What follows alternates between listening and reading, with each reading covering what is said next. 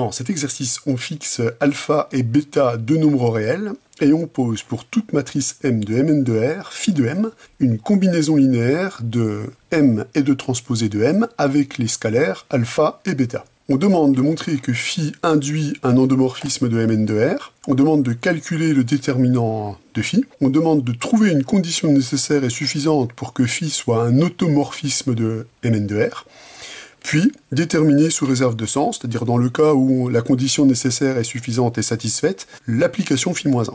Pour la première question, on va essayer d'être efficace puisqu'on constate que l'application phi est construite comme une combinaison linéaire de deux applications parfaitement connues.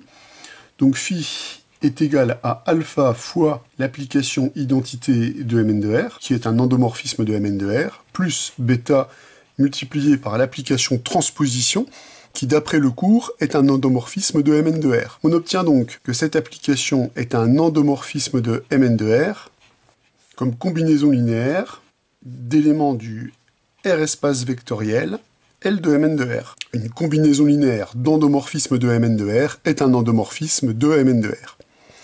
Ensuite, on me demande de calculer le déterminant de phi et en déduire une condition nécessaire et suffisante pour que phi soit un automorphisme de Mn de R. Les deux questions sont liées, puisqu'on sait qu'un endomorphisme de Mn de R est un automorphisme si et seulement si son déterminant est différent de 0.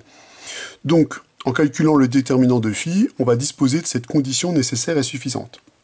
Par définition, le déterminant de phi est le déterminant de toute matrice qui représente phi dans une base de Mn de R. C'est-à-dire qu'on dispose de cette égalité-là pour toute base B de l'espace vectoriel Mn de R. Donc l'intérêt de l'exercice, c'est d'essayer de comprendre comment on peut construire une base adaptée à ce calcul, c'est-à-dire une base dans laquelle la matrice de phi est la plus simple possible.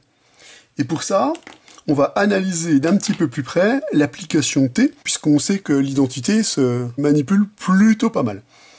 L'application T, donc elle est définie sur Mn de R, elle est à valeur dans Mn de R, et à une matrice M, elle lui associe sa transposée. Alors on a vu comme propriété phare de la transposition que quand on compose la transposition avec elle-même, on obtient l'identité de Mn de R, ce qui faisait de T une symétrie vectorielle. Or, on a vu que quand on travaille avec une symétrie vectorielle, on a vraiment intérêt à travailler dans le découpage de l'espace suivant, l'ensemble des vecteurs invariants par T, l'ensemble des vecteurs anti-invariants par T. On a vu qu'on avait ces deux sous-espaces vectoriels qui étaient très simples et qui étaient supplémentaires de Mn de R. Alors pourquoi je dis très simple? Puisque quand on construit une base adaptée à ces sous-espaces vectoriels supplémentaires, les vecteurs de base ils sont transformés soit en eux-mêmes, soit en leur opposé. Donc on a vraiment intérêt dans cet exercice à découper l'espace avec une base de cet espace vectoriel-là et une base de cet espace vectoriel-là. Seulement, les matrices qui sont invariantes par la transposition, on les connaît bien, hein, c'est les matrices symétriques, et les matrices qui sont anti-invariantes par la transposition, on les connaît bien, c'est l'ensemble des matrices antisymétriques. Donc ce qu'on va faire, c'est qu'on va prendre une base des matrices symétriques et une base des matrices antisymétriques, et en concaténant ces deux bases, on va récupérer une base de Mn de R qui est adaptée à la somme directe, et dans laquelle, normalement, notre matrice va être simple. Donc pour savoir le nombre de vecteurs de chacune de ces deux bases, il faut qu'on rappelle ce que c'est que la dimension de Sn de R. Donc on a vu que la dimension de Sn de R en cours, c'était n facteur de n plus 1 sur 2. Bon, ce qui n'est pas surprenant, parce que pour écrire une matrice symétrique, il nous faut les paramètres, il nous en faut n sur la diagonale, et puis tous les coefficients qui sont au-dessus, puisque les autres sont automatiquement imposés.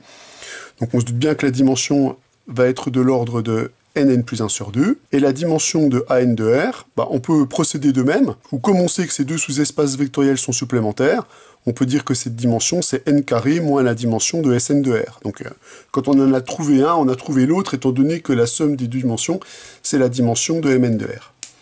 Conclusion, quand je vais construire ma base, je vais donc prendre une base que je vais appeler B1, base de Sn de R, donc qui va être formée par des matrices que je vais appeler S1, etc. jusqu'à Sn, n plus 1 sur 2, base de Sn de R. Et je vais considérer B2, une base de An de R, donc formée de matrices antisymétriques. Elle contient n facteur de n-1 sur 2 vecteurs. C'est une base de An de R. D'après le cours, par théorème, on sait qu'en prenant comme base B la base obtenue en réunissant les vecteurs de B1 et les vecteurs de B2, on obtient que B est une base de Mn de R. On avait dit que c'était une base adaptée à la somme directe. Regardons tout de suite si la matrice dans cette base B de l'application phi est aussi sympathique qu'on l'imagine. En colonne, on va retrouver phi de S1 jusqu'à phi de Sn n plus 1 sur 2, et on enchaîne avec phi de A1 jusqu'à phi de An n-1 sur 2. Donc ça, c'est ce qu'on obtient en colonne. Et ces vecteurs se décomposent par rapport à S1, etc. jusqu'à Sn n plus 1 sur 2, avec A1 jusqu'à An fois n-1 sur 2. Pour l'image du premier vecteur, on obtient que phi de S1, c'est alpha S1 plus bêta transposé de S1, donc plus bêta S1. On obtient donc alpha plus bêta S1. On a donc une composante par S1, les autres composantes sont nulles. Et c'est le cas tant qu'on travaille avec des matrices symétriques.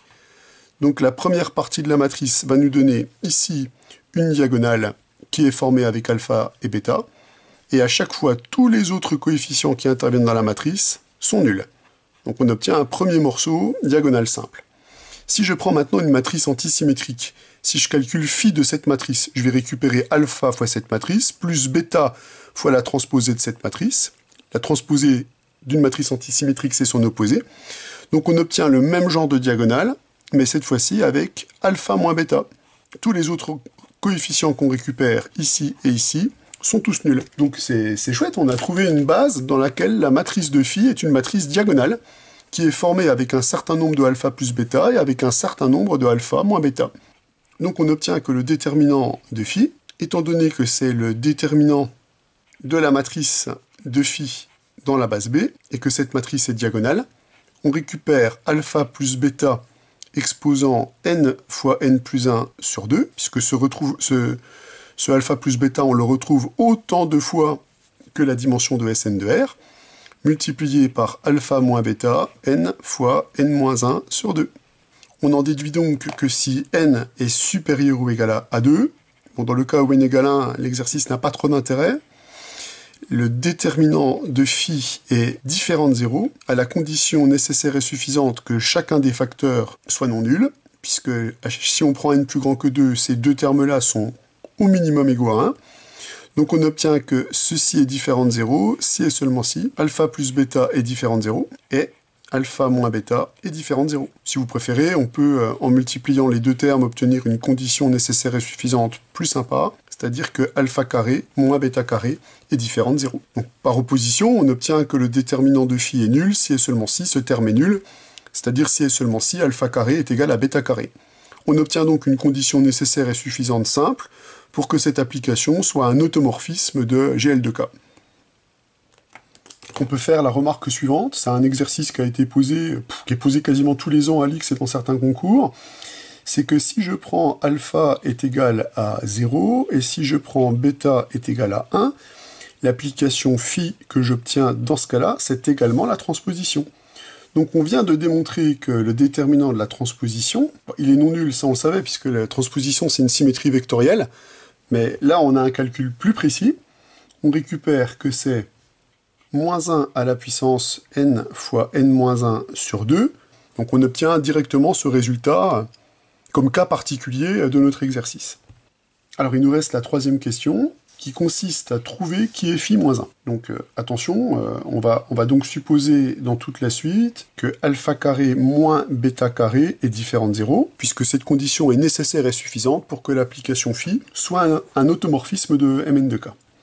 Alors pour ça, on va revenir à la définition d'une bijection réciproque lorsque l'application est bijective, c'est l'application retour, donc c'est l'application qui a une matrice n appartenant à Mn de K, lui associe son unique antécédent par phi. Donc qu'est-ce qu'on va faire? On cherche donc l'unique matrice M appartenant à Mn de R, telle que phi de M est égal à n, puisque l'application phi-1 est définie sur Mn de R à valeur dans Mn de R, et par définition, on sait qu'à une matrice n, elle lui associe l'unique antécédent de M par l'application phi. Donc il va nous falloir résoudre cette équation dont on sait à l'avance, puisque phi est bijective, qu'elle va avoir une et une seule solution. Donc on peut se limiter à trouver des conditions nécessaires. Si on n'a qu'un seul candidat, ce candidat il sera donc automatiquement élu. Donc je considère l'équation phi de m est égale à n, donc que je peux écrire alpha m plus bêta m est égal à n. Pour exploiter le fait que ma symétrie est Pour exploiter le fait que la transposition est une symétrie, je vais appliquer la transposée, qui est linéaire, qui va me permettre de trouver cette relation-là. Comme le but du jeu, c'est d'éliminer transposée de m pour récupérer la matrice m, on va simplement jouer avec une petite combinaison linéaire. C'est-à-dire, je vais m'assurer pour que j'ai le même poids sur les deux matrices qui sont ici. Donc je vais multiplier cette relation par alpha, et je vais multiplier la deuxième relation par bêta. On voit que dans les deux relations obtenues, si on les retranche, on va donc récupérer que alpha carré moins bêta carré multiplié par la matrice m, puisque les deux autres ont disparu, va donc être égal à alpha n moins bêta multiplié par la matrice transposée de n. Comme on sait que alpha carré moins bêta carré est différent de 0, on peut multiplier chaque membre par l'inverse de ce terme, et on récupère ainsi notre combinaison linéaire de m et de transposée de m. On a donc montré qu'il y avait au plus un antécédent pour n par l'application phi, c'est cet antécédent-là, nécessairement, puisqu'on a travaillé qu'avec des conditions nécessaires, et comme on sait qu'il existe, eh bien on n'a même pas besoin donc de traiter la réciproque, on peut donc dire que la bijection réciproque de phi est donc l'application qui a n associe son unique antécédent par l'application phi, c'est-à-dire c'est l'élément qu'on a trouvé juste au-dessus, combinaison linéaire de n et de transposée de n. Donc on obtient, écrit d'une autre manière, que phi moins 1 c'est alpha facteur de alpha carré moins bêta carré multiplié par l'identité de MNR, moins bêta multiplié par alpha carré moins bêta carré multiplié par l'opérateur de transposition. L'exercice est complet.